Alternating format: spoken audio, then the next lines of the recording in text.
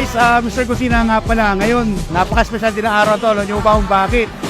Kasi team building and then 70th anniversary ng Kusina ngayon.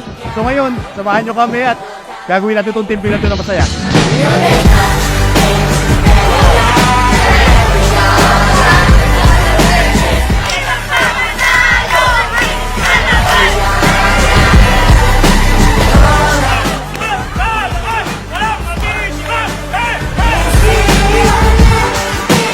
Natutuwa ako kasi nga, ang daming bagong buwan. Hindi ko nakakilala yung mga pangalan, pati hindi na ako familiar kung saan branch ba yan o anong ginagawa niya.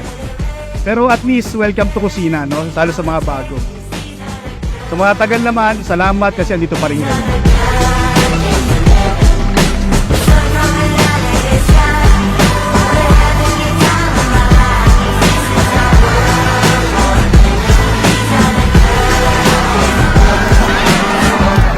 So ipagpatuloy nyo lang yung mga tama yung ginagawa.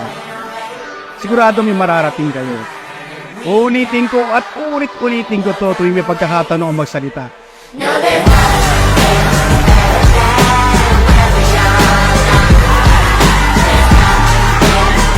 Kaya nila kayo binibigyan ng team building activities for you to promote cohesiveness and solidarity in the group.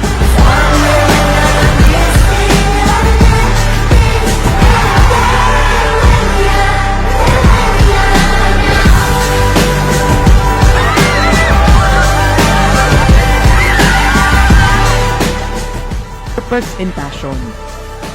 Kung may trabaho tayo, we should be thankful.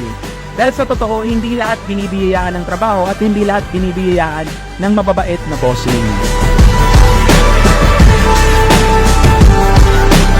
So guys, again, maraming salamat sa inyo at masayang-masaya ako ngayon.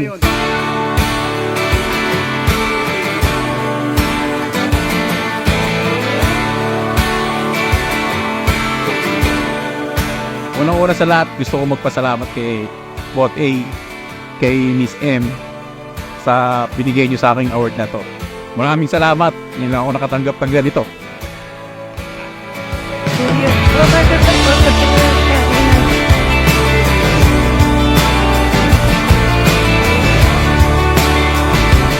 Limang taon na journey ko. Ang pangalan ko rin, ayun lang, sipag at tiyaga, determinasyon sa sarili.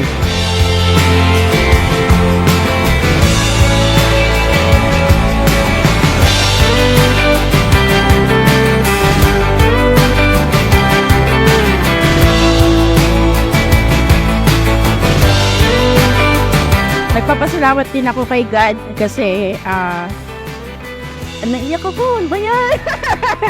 Sabi ko nga sa kanila, hindi ko po alam kung paano ko kayo pasasalamatan. Kulang yung word na salamat sa binigay nilang tiwala sa akin.